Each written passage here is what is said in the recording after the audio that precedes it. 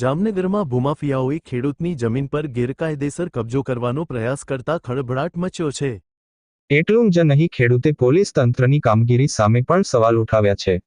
સમગ્ર બાબતની હકીકત એવી છે કે જામનગર જિલ્લાના લાલપુર તાલુકાના પડાણા ગામમાં સર્વે નંબર 139 જમીનના દસ્તાવેજ ધરાવતા ભૂપતસિંહ માનસિંહ કંચવાની માલિકીની તથા કબજા ભોગવટાની ખેતી બિનખેતીની વિવાદિત જગ્યાનો જામનગર સેશન્સ કોર્ટ તરફથી ભૂપતસિંહની તરફેણમાં ચુકાદો આપવામાં આવ્યો છે।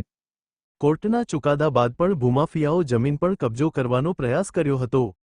આ વિવાદિત જગ્યા પર ગત વર્ષે ખેડૂત પોતાની માલિકીન જમીનમાં બાવળ કાપતા હતા ત્યારે ભૂપતસિંહના પુત્ર ભગીરથસિંહ અને તેમના પિતરાઈ ભાઈ ઇન્દ્રજીતસિંહ પર પડાણા પોલીસે લેન્ડ ગ્રેબિંગ એક્ટ હેઠળ ગુનો દાખલ કર્યો હતો।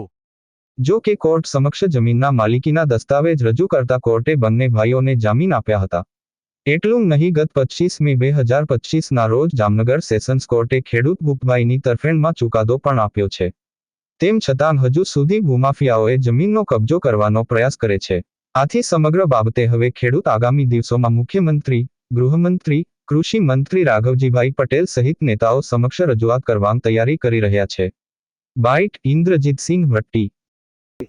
હું ઇન્દ્રજીતસિંહ વિજયસિંહ ભટ્ટી, રહેવાસી જામનગર, આપના માધ્યમથી ન્યાયતંત્ર અને જિલ્લા કલેક્ટરશ્રીને જણાવવા માગું છું કે પડાણા ગામમાં મારા મામાની જગ્યા આવેલી છે, રેવન્યુ સર્વે નંબર 139, જેનો ખેતી બિનખેતીનો વિવાદ ચાલુ હતો, જેમાં ગયા વર્ષે મારા ઉપર તથા મારા મામાના દીકરા ઉપર પડાણા પોલીસે લેન્ડ ગ્રેબિંગનો ગુનો દાખલ કરેલો હતો, જેમાં હાઈકોર્ટમાંથી FIR સ્ટે થઈ હતી ને જામનગર સેશન્સમાંથી જામીન મળેલા હતા।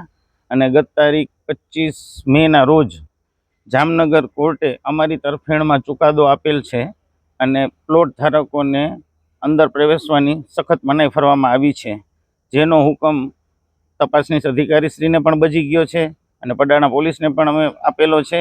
છતાં પડાણા પોલીસ અમને અંદર ઘૂસવા નથી દેતી।